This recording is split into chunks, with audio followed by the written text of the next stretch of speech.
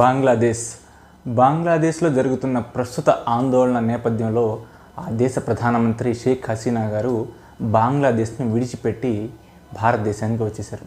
అయితే ఈ యొక్క ఆందోళనలు బంగ్లాదేశ్కు మంచి చేస్తాయా లేక చెడు చేస్తాయా అనే విషయాన్ని ఈ వీడియోలో మనం తెలుసుకుందాం. చరిత్రలో మనం కొన్ని రోజులు కనుక వెనక్కి వెళ్ళినట్లయితే 1971లో బంగ్లాదేశ్ అనే దేశం ఏర్పడింది.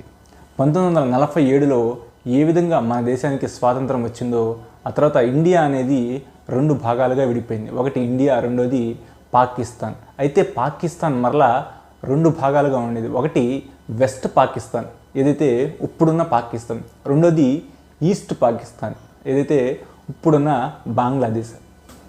బంగ్లాదేశ్ కూడా 1947లో పాకిస్తాన్లో భాగంగానే ఉండేది. దేశ విభజన సమయంలో బంగ్లాదేశీయుల్ని వారి అభిప్రాయం కోరగా అయితే దేశం విడగొట్టకుండా ఒకటిగానే ఉంచాలని, ఒకవేళ దేశాన్ని కనుక విడగొడితే తమను పాకిస్తాన్లో కలపాలని కోరారు. సో బంగ్లాదేశ్ ప్రజలు అనుకున్నట్లుగానే వాళ్ళని పాకిస్తాన్లో కలిపారు. సో భారతదేశానికి ఒకవైపున ఈస్ట్ పాకిస్తాన్, ఇంకోవైపున వెస్ట్ పాకిస్తాన్ ఉండేవి. ఈ నేపథ్యంలో పాకిస్తాన్లో ఉన్న గవర్నమెంట్ ఎప్పుడు వెస్ట్ పాకిస్తాన్కు అనుకూలంగా ఉండేది. ఈస్ట్ పాకిస్తాన్ అనేది భారతదేశానికి ఒక పక్కన ఉండటం వల్ల దాన్ని వాళ్ళు నిర్లక్ష్యం చేయడం ప్రారంభించారు. ఈస్ట్ పాకిస్తాన్ని ఎక్కువగా వనరులు కానీ అభివృద్ధి చేయకపోవడం కానీ నిర్లక్ష్యం చేయడం వల్ల ఈస్ట్ పాకిస్తాన్ ప్రజల్లో ఒక తిరుగుబాటు అనేది మొదలైంది. అలాగే ముఖ్యంగా ఆ రోజుల్లో ఈస్ట్ పాకిస్తాన్ ప్రజలు మాట్లాడే భాష బెంగాలీ భాష. పాకిస్తాన్ ఏదైతే ఉందో west Pakistan government east Pakistan ప్రజలపై ఉర్దూ భాషను మాట్లాడాలని వీళ్ళను ఏదైతే బంగ్లాదేశ్ ప్రజలను వీళ్ళు వెస్ట్ పాకిస్తాన్ గవర్నమెంట్ నిర్దేశించడం జరిగింది. దీనికి వ్యతిరేకంగా ఆ టైంలో బంగ్లాదేశ్లో ఉద్యమం ప్రారంభమైంది. ఈ విధంగా భాషా ప్రాతిపదికన భాష కోసం ఏర్పడినటువంటి మొట్టమొదటి దేశమే బంగ్లాదేశ్. 1971లో బంగ్లాదేశ్ ఏర్పడింది. ప్రస్తుత ప్రధానమంత్రి షేక్ హసీనా ఎవరైతే ఉన్నారో వారి తండ్రి గారే షేక్ ముజీబుర్ రెహమాన్ గారు, బంగ్లాదేశ్ యొక్క జాతిపిత. వీరి పోరాటం మూలంగానే 1971లో బంగ్లాదేశ్కు స్వాతంత్రం లభించింది.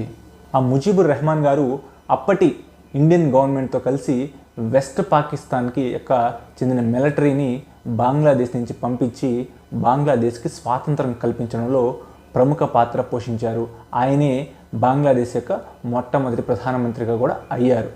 కానీ ఆయన అధికారంలోకి వచ్చిన కొన్ని నెలల తర్వాత ఆయన్ని కొంతమంది కుటుంబంతో సహా చంపేశారు.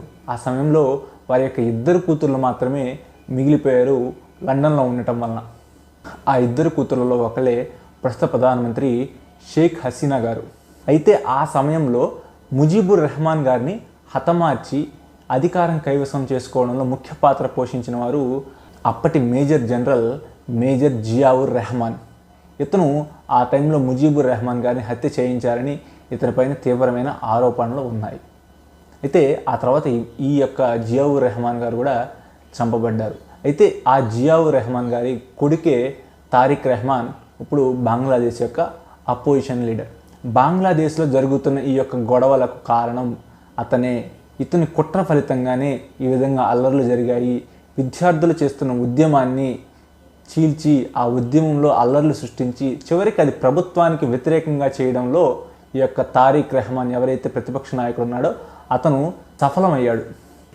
ఈ తారిక్ రెహమాన్ అనే వ్యక్తి ఎప్పుడు భారతదేశానికి వ్యతిరేకంగా ఉండేవాడు. ఎవరైతే షేక్ హసీనా ఉన్నారో ఈమె భారతదేశానికి అనుకూలంగా ఉండేది. కానీ ఇతను పాకిస్తాన్తో ఉండాలి, లేకపోతే పాకిస్తాన్కి వ్యతిరేకంగా భారతదేశానికి వ్యతిరేకంగా బంగ్లాదేశ్ని తయారు చేయాలి అనే ఒక సంకల్పంతో ఈ యొక్క తారిక్ రెహమాన్ ఉండేవాడు. ఈ యొక్క ఇంతకుముందు కూడా ఒక క్యాంపెయిన్ ఇండియా అవుట్ అనే క్యాంపెయిన్ కూడా బంగ్లాదేశ్లో మొదలుపెట్టినటువంటి వ్యక్తి ఎవరైనా ఉన్నారంటే అది ఈ తారిక్ రెహమానే. సో ఈ విధంగా బంగ్లాదేశ్లో ఒక కుట్రపూరితంగా ఇతను ప్రజల్ని రెచ్చగొట్టి ఇవాళ బంగ్లాదేశ్ని ఈ పరిస్థితికి తీసుకొచ్చారనేది వార్తలు వినిపిస్తున్నాయి. బంగ్లాదేశ్ పరిస్థితి మునుపటిలా ఉండబోతుందా అంటే ఖచ్చితంగా దీనికి సమాధానం కాదు అనే చెప్పాలి. ఎందుకంటే ఇంతకుముందు బంగ్లాదేశ్లో ఒక ప్రజాస్వామ్యంగా ఒక గవర్నమెంట్ ఉంది. సో ఆల్రెడీ బంగ్లాదేశ్లో పేదరికం ఎక్కువగా ఉంది, జనాభా ఎక్కువగా ఉంది, సరైనటువంటి వనరులు లేవు. ప్రస్తుతం అక్కడి పరిపాలన ఆర్మీ కంట్రోల్లో ఉంది. ఇప్పుడు కొత్తగా ఎన్నికైన ప్రధానమంత్రి మహమ్మద్ యూనస్ కూడా అతను కూడా ఒక చేతుల్లో కూడా పెద్దగా పవర్ ఏమీ ఉండదు. కాబట్టి బంగ్లాదేశ్లో అరాచక శక్తులు విజృంభించే అవకాశం ఉంది. బంగ్లాదేశ్ యొక్క ఆర్థిక వ్యవస్థను పూర్తిగా గాడి తప్పించే అవకాశం ఉంది. బంగ్లాదేశ్లో అల్లర్లు సృష్టించడం, అలాగే బంగ్లాదేశ్లో ఉన్న హిందువులు ఎవరైతే ఉన్నారో వాళ్ళని చంపడం చాలా తీవ్రంగా వీళ్ళు చేసే అవకాశాలు ఉన్నాయి. 1970 ఆ ప్రాంతంలో కూడా బంగ్లాదేశ్లో హిందూ జెనోసైడ్ అంటే కొన్ని వందల సంఖ్యలో వేల సంఖ్యలో హిందువులను ఆ సమయంలో ఊచకోత కోసారు. సో చాలామంది శరణార్థులు భారతదేశానికి వలస వచ్చారు. మరియు మళ్ళీ అదే సిచ్యువేషన్ రిపీట్ అయ్యే అవకాశాలు ఉన్నాయి. అంతేకాదు బంగ్లాదేశ్లో మానవ హక్కుల అరాచకాలు కూడా మళ్ళీ జరిగే అవకాశం ఉండొచ్చు అని మనకి సమాచారం. చూసాం శ్రీలంక లాంటి దేశాలని చూసాం, పాకిస్తాన్, శ్రీలంక ఇక్కడ చూసాం. శ్రీలంక లాంటి దేశాల్లో పెట్రోల్ దొరకట్లేదు, పిల్లలకు పాలు కూడా దొరకని పరిస్థితి, కరెన్సీ యొక్క విలువ పడిపోయిన పరిస్థితి. అలాగే పాకిస్తాన్లో కూడా ప్రజలు గోధుమ పిండి కోసం కొట్టుకునే పరిస్థితులు ఉన్నాయి. ఏదైతే పాక్ ఆక్యుపైడ్ కాశ్మీర్ ఉందో అక్కడి ప్రజలు తామును ఇండియాలో కలిపేసేయండి, తాము భారతదేశంలో కలుస్తామని అక్కడి ప్రజలు కొన్నిసార్లు ఆందోళనకు దిగిన సందర్భాలు కూడా రీసెంట్గా మనం చూసాం. సో ఇలాంటి నేపథ్యంలో మన చుట్టూరా ఇలాంటి దేశాలు ఏర్పడటం, ఇలాగ దేశాల్లో సంక్షోభం రావటం కూడా భారతదేశానికి కూడా అంత మంచిది కాదు. మరీ ముఖ్యంగా బంగ్లాదేశ్ ఏదైతే ఉందో ఇక్కడ బంగ్లాదేశ్ని ఖచ్చితంగా ఏదైతే వెస్ట్రన్ దేశాలు ఏవైతే ఉన్నాయో అమెరికా కానీ లేదా యూరోప్ కంట్రీస్ కానీ ఇలాంటి దేశాలు ఒకవేళ అమెరికా కనుక ఈ యొక్క బంగ్లాదేశ్లో ఉన్న పరిస్థితులను అవకాశంగా తీసుకొని అక్కడ కనుక మిలిటరీ బేస్లను ఏర్పాటు చేసుకోగలిగితే మన దేశానికి తీవ్రమైన ముప్పు అమెరికా రూపంలో పొంచి ఉంది. అలాగే చైనా ఎలాగూ ఉండనే ఉంది, ఎప్పుడా అని ఎదురు చూస్తూ ఉంటారు చైనా వాళ్ళు. ఆల్రెడీ బంగ్లాదేశ్కి అప్పులు ఇచ్చి ఆ దేశాన్ని నష్టం చేయాలని చూశారు. కానీ ప్రధానమంత్రి షేక్ హసీనా గారు ఇండియాకి అనుకూలంగా ఉండటం వల్ల వారితోటి పూర్తిగా కొంతవరకు చైనాతో అనుకూలంగా ఉన్నా కానీ పూర్తిగా భారత ప్రయోజనాలను దెబ్బతీసే విధంగా ఎప్పుడు షేక్ హసీనా గారు చేయలేదు.